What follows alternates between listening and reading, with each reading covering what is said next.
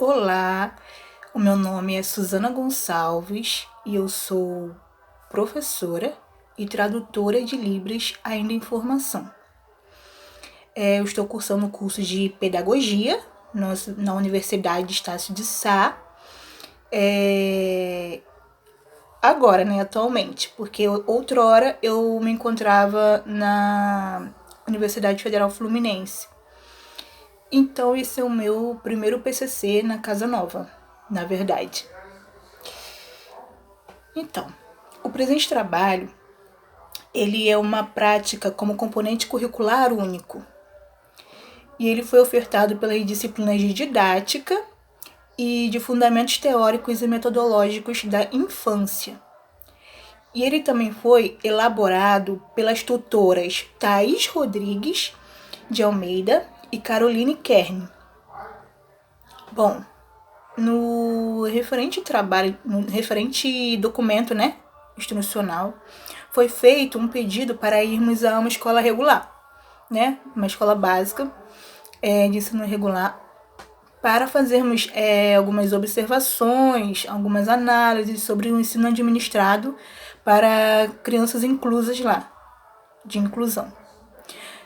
Pois bem, dentro dele haviam também 3 propostas para fazermos uma relação entre o direito de aprender e a educação inclusiva. E também teve a terceira proposta era também para fazer, digamos, uma construção, né, de um projeto educacional. E por meio deste, eu estarei relatando um pouco da minha experiência como professora auxiliar e intérprete na escola básica, né, pública, a qual eu lecionei no ano passado. E lá também, no documento instrucional, pede para acrescentarmos, né, 2 ações que implantaríamos nesse projeto. Aí eu acrescentaria, na verdade, a adequação, né? Adequação e a divulgação, até mesmo a transmissão, que são quase tudo a mesma coisa. Eu falo isso por quê? Porque no período de tempo que eu trabalhei naquela escola, eu me envolvi com inúmeros alunos, tanto atípicos quanto neurotípicos, e eu percebi também que a comunicação entre eles, a relação, assim, era muito rasa, sabe? E tinham turmas que não sabiam nem o nome do transtorno ou da deficiência do aluno em sala. E, na verdade, não havia mesmo, vou falar a verdade, não havia mesmo inclusão, mas sim a exclusão. De ambas as partes, que eu digo. Porque não tinha aquela troca de informações, não tinha aquele envolvimento, sabe? E para dar início, eu queria falar um pouquinho.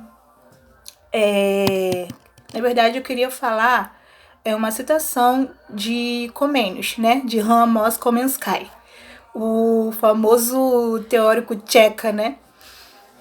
Ele falava muito que a educação, né, tinha que ser para todos, por bastante coisas, por várias coisas que ele atravessou na vida dele, por meio da educação e tal. E ele percebia isso, ele via isso e queria mudar a educação. Tanto que mudou bastante. Ele e outras pessoas também que se envolveram na causa. E ele defendia muito isso, que a educação, o ensino, tudo tem que ser ensinado, tudo a todos, sem exceção. Porque todos tinham o direito e a capacidade mesmo de aprender. E para ele era tudo através da natureza, era tudo através do sentido, do sentimento. E é algo que me marca muito. Então, para não alongar mais, eu vou falar o nome do meu projeto. O nome do meu projeto eu colocaria Efatá, porque em hebraico quer dizer abra-te, abra-te mente. E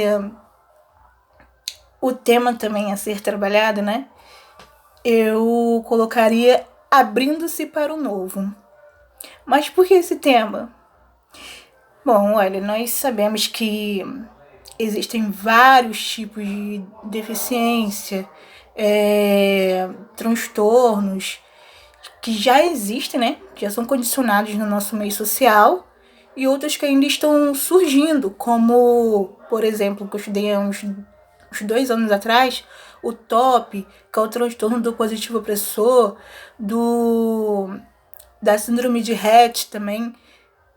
Pra mim, na época, eram coisas muito novas, porque eu nunca convivi. Eu sempre convivi com pessoas especiais, de vários tipos, várias formas. Cegas, surdas, com deficiência intelectual e tal. Mas com essas novas, né? Pra mim era nova na época, com essas novas síndromes, eu no momento me encontrava perdida, mas depois que fui estudando e tal, eu fui aprendendo, me desenvolvendo mais.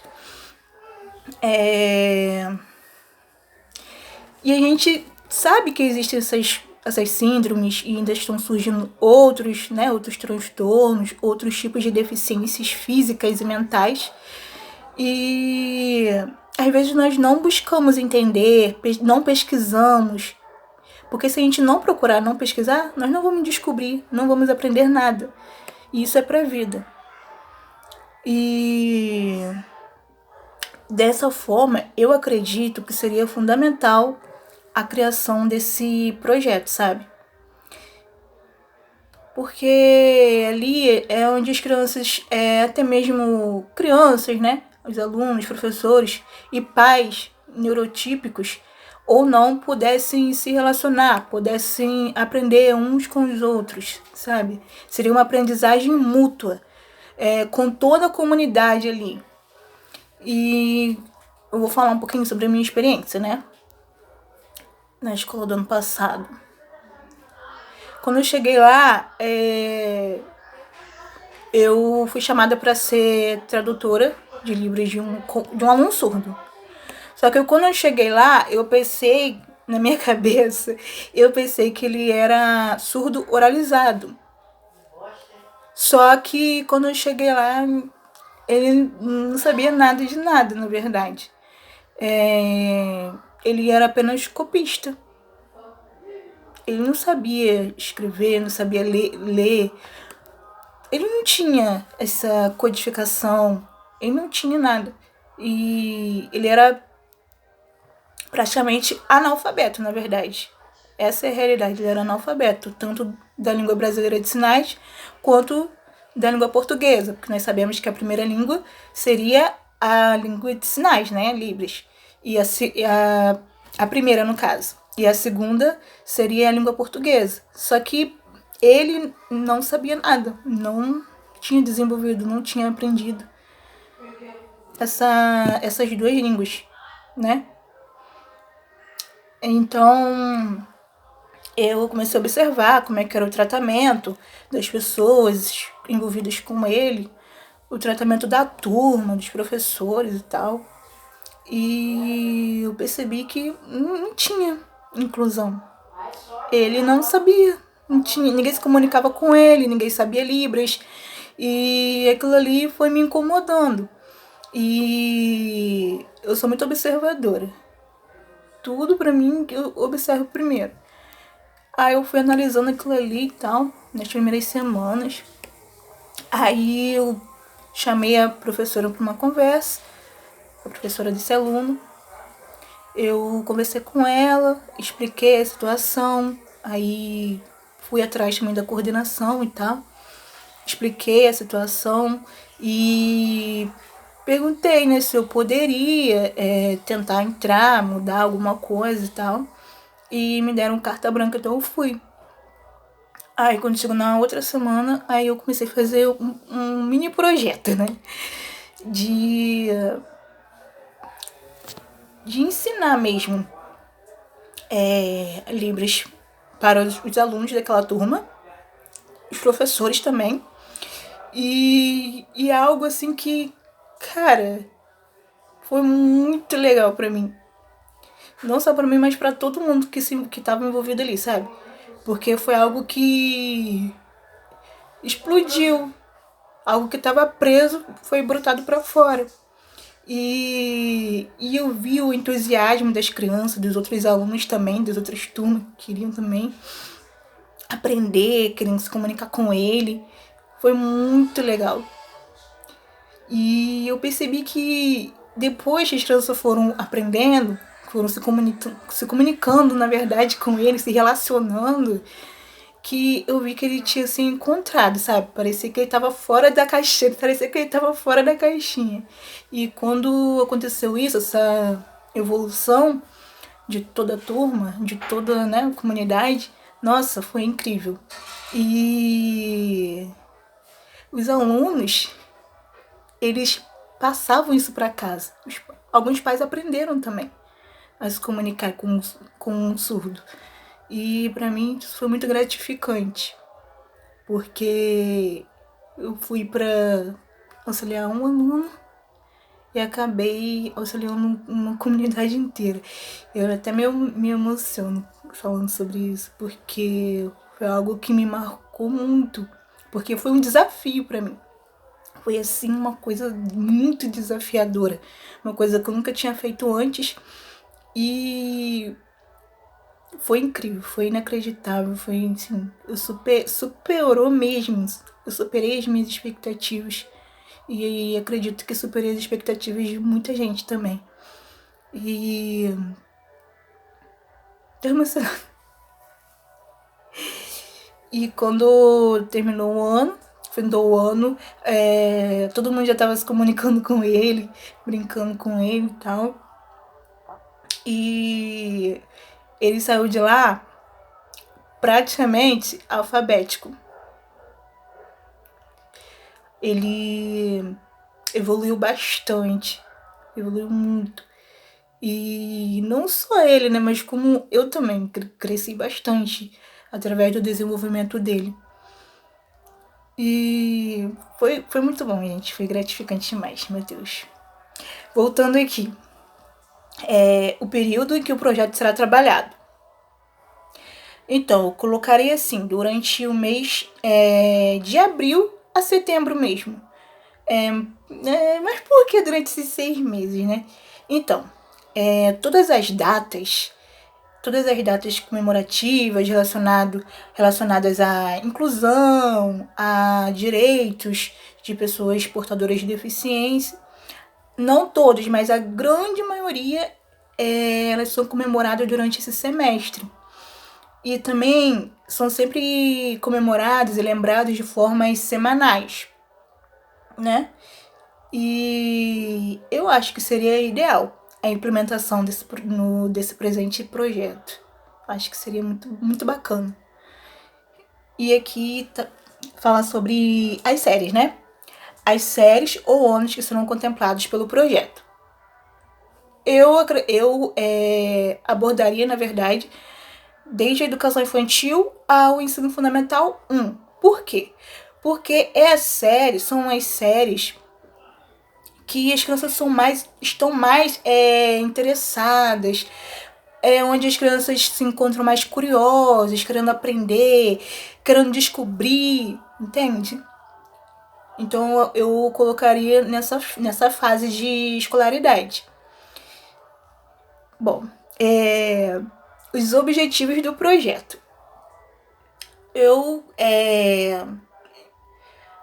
colocaria que seria assim, assegurar, né, que tanto alunos atípicos quanto neurotípicos, eles possam conviver e aprender uns com os outros de forma plena, sabe? De forma plena, saudável e real, algo de verdade.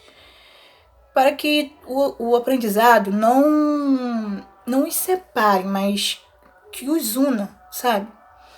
Porque a inclusão, ela é e deve ser ofertada a ambos, independente de qualquer coisa. E o maior objetivo disso é ver a pessoa, né? O indivíduo por inteiro, não só a deficiência. Por exemplo, o jogo de encaixe. Nós sabemos que tem vários tipos de... A gente sabe que existem vários tipos de pecinhas, né? São de vários formatos.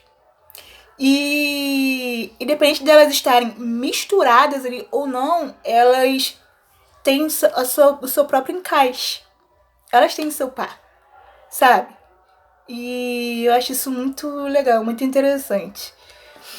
Vamos lá, para finalizar. Bom, o objetivo geral. O objetivo geral eu colocaria que seria assim, construir, na verdade, né? Construir uma boa aprendizagem e interação educacional, social também, e coletiva, né, entre esses alunos. E, consequentemente, alcançar toda a comunidade estudantil, pedagógica e familiar. Vamos lá. Objetivos específicos. Então, seria garantir que os alunos aprendam e se desenvolvam de forma coletiva através dessa interação, desse envolvimento, né? Através dessa abertura, da convivência mesmo. Vamos lá. Justificativas do projeto. Então, eu falaria sobre a impercepção e a condenação e exclusão dos alunos especiais que ainda vivem no meio social e educacional até os dias de hoje. Sabemos que pessoas deficientes, crianças que nasciam deficientes na Idade Média, na Antiga Grécia, antes mesmo do século XVII e tal, sabemos que essas crianças eram consideradas uma maldição naquele meio, né? Naquele convívio social. Então, às vezes, elas eram submetidas a várias coisas, principalmente a mutilação. Muitas crianças que nasciam deficientes, elas eram mortas pelo simples fato de ser quem elas eram. E depois isso foi mudando, o tempo, né? Foi passando, isso foi mudando. As pessoas foram aprendendo e tal, a conviver. Só que mesmo assim, até os dias de hoje, esse pensamento de, tipo assim, tem alguma coisa errada ali. Esse pensamento ainda fica implementado até hoje no nosso meio social. E é algo que precisa mesmo ser arrancado, né? Porque parece que não, mas o preconceito ainda vive no nosso meio, incubado, mas vive. Entendem?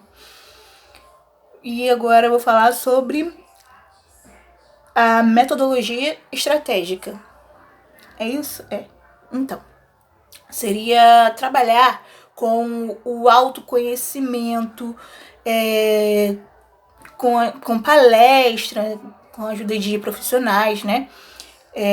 Capacitados e especializados mesmo, inteirados em cada transtorno e em cada deficiência. Trabalharia também com jogos, brincadeiras, músicas, danças, teatro, envolvendo toda a comunidade, não só os alunos, mas toda a comunidade em si. Avaliação das atividades realizadas. Então, essa avaliação ela seria feita de forma pedagógica, teórica e prática, envolvendo todos os alunos, e respeitando as especificidades e a visão de mundo, né, de cada um. É claro que tem que haver essa separação. E analisar também o resultado do projeto, o que cada um aprendeu com essa prática e tudo mais. Agora vamos para referências. Então, a minha referência seria na disciplina de didática, né? E algumas coisas que eu aprendi na outra instituição e na minha própria experiência profissional. Agora, as citações. Eu falei sobre Comênios, né, no início. E eu gostaria de falar também uma citação aqui que eu achei na internet, na pesquisa, que diz assim, o autor é desconhecido, mas eu gostei muito, que diz assim: como as aves, as pessoas são diferentes em seus voos, mas iguais no direito de voar. Então, todo mundo é diferente, todo mundo é único, cada pessoa é única, cada um aprende de um jeito, cada um vê o mundo de uma forma. Mas o direito de aprender, de se desenvolver, de assimilar algo, é para todos. Eu não gosto muito da frase que diz somos todos iguais. Eu não curto muito essa frase. Eu vi até um vídeo recentemente sobre uma programação falando sobre o TEA, né, que é o transtorno do espectro autista. E tinha até uma famosa global lá que fez, era tipo uma campanha, algo assim, não lembro muito bem.